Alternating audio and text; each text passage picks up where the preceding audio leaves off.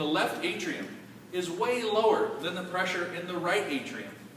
Blood flows across the foramen ovale and goes directly into the left atrium. So the left atrium fills up, it pumps into the left ventricle pumps into the aorta. All that makes sense, right?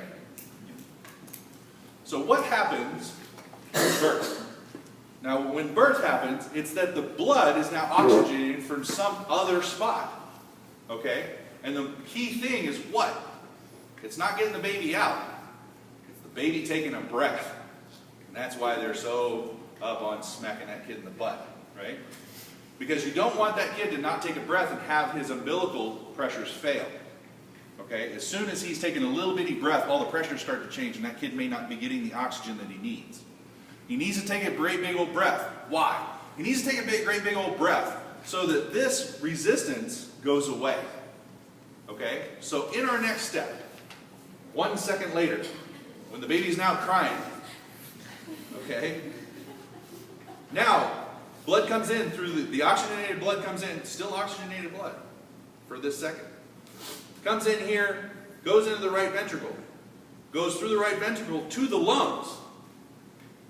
Different, okay? Goes into the lungs that can now oxygenate the blood, but now this pressure is gone. The back pressure is now gone. And now blood goes through the lungs and comes into the 4 pulmonary veins. And when they come in, this pressure is now almost the same as this pressure. And since those two pressures are the same, this door closes.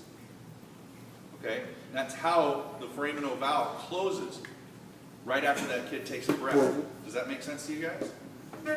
When that valve closes, this is now pumped into the ventricle and pumped from there into the body. Okay? And now, which of these pressures is going to be bigger? Yeah, from here, this pressure is now going to be stronger. Right? Now, but, does it really matter if a little bit of oxygenated blood gets pumped into the lungs? Not really. Okay? And babies' pressures are not 120/80. Babies' pressures are down in the 40s and 50s. Okay? They don't need a lot of pressure. They're this big. Okay? Like a little old man dipped in 40 weight. Right? So, the pressures are not as great, pressure differences are not that great in babies compared to us. But can you see now the mechanism?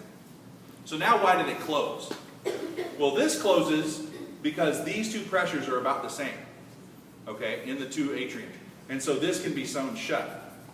Here, this pressure is a little bit higher, but the difference that happens is that baby is not getting as much oxygen as mommy, right? Mommy's breathing directly from the air, getting a lot more oxygen. It's not just her hemoglobin, also her serum is supersaturated with oxygen, as much as it can. There's not a lot of oxygen in serum. But that difference is actually detected by the foramen ovale, and it starts to close. And within 6 hours, or maybe up to 15 hours, the foramen ovale, the ductus arteriosus is closed, and is now the ligamentum arteriosum, right? And that thing will close. Now, what happens if these two things open up? If this stays open, how will you detect it? Now, when you breathe, every time you take a breath, you're actually just sucking. Okay, your diaphragm goes down, your chest goes up, you create a negative pressure. Now that doesn't have to necessarily just be filled by oxygen. When you take a breath, you're actually sucking blood back into your chest. The suction of that blood back into your chest causes increased pressure in the right atrium.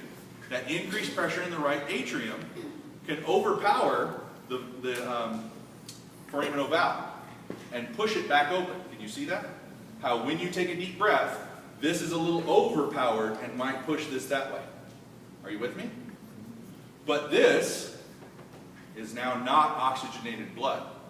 It's unoxygenated blood. And so how would you see that? Well, what you usually see is a baby that when they try to suckle, when they try to suck, they turn blue. Because the difference in oxygen of just from 100% for a little baby down to 80 or 90% turns a little baby blue. Every time they try to eat, they suckle, they increase the pressure, the increase the blood to the right side of their heart, overpower that, and they turn blue. Because this shunt, a right to left shunt, turns you blue. Okay? Now down here, the ductus arteriosus, when that closes, there aren't necessarily any immediate things that go wrong. Like we said, if there's going to be flow, the flow is actually going to be from left to right. Well, that just pushes some oxygenated blood in your lungs. What's the big deal? As that baby gets bigger, we're now getting more pressure in the lungs than they're supposed to get. And you're overfilling those lungs, and you're creating pulmonary artery hypertension. And if it goes too long and it's not detected early enough, and this is a kid who's short of breath, and they're not turning blue, they just seem like they can't breathe. They're breathing fast. They're just turning blue on you. There's no like, oh, this is what a little kid with patent arteriosus looks like. There's not a great one of those. Little blue kid, whenever they eat, that's a patent foraminal valve. But the ductus arteriosus is more elusive. The one thing about the ductus arteriosus, though, is it's got this crazy murmur. Okay, look it up on the internet and listen to it, because it's an unmistakable, almost completely unmissable murmur that happens in these kids. Now, if you don't fix it within the first few months of life, especially if you wait till about 5 months, you'll get so much pulmonary artery hypertension that the pressure in the pulmonary artery is higher than the body's systemic vascular resistance. And you will get, instead, when this pressure goes up, a right to left shunt. And that's when the baby turns blue. But he turns blue when it's now too late to fix, because you can't overcome how much back pressure he has in his pulmonary artery. Did I go too far? Okay, does that make sense to you? And that's how you find those two murmurs. Okay, those two things. Does this make more sense now? Okay, the reason why they close. It closes because your lungs expand. When your lungs expand, blood goes back to the left side of your heart and equalizes these two pressures. When those two pressures are equalized, blood now is flowing to the lungs and to the body. And that little crisscross where they touch, where that ductus arteriosus is, that's a good pump. It's a way that if you pump anything past a 90-degree angle in a tube, you create suction, and it actually sucks that tube closed. Does that make sense to you? And the other thing is, this is what kills people. Okay, if you are in a car crash, this is what kills you. When you find somebody just dead at the wheel after a car crash and they look fine. The reason is, your aorta is tied to every single one of your ribs. Your heart is not. The thing it's hanging from is the ligamentum arteriosum, which now goes through the intima of your aorta. Your chest hits the steering wheel. Sorry. Your chest hits the steering wheel, your heart keeps moving and tears itself away from your aorta. That's not survival. Which is why we don't try to resuscitate people who are dead from blunt forces. If you fall off a building or you're in a car crash, a fall from a 4-story building is the same as a 40-mile-an-hour car crash. And if you find them dead in the car, they're just dead. Does that make sense? Because the other injury they get is that at the diaphragm, they tense up, their diaphragm cuts their aorta in half. Dang. Okay, these are not survivable injuries. I don't mean to be morose, but that's the reason why somebody's shot with a gun, we work those patients, because they just have a hole somewhere. That's something I can fix. Okay? When people die from blunt trauma, they die from either a disconnection of their aorta or a transection of the aorta, and that's not something fixable at bedside. Does that make sense to you? Okay.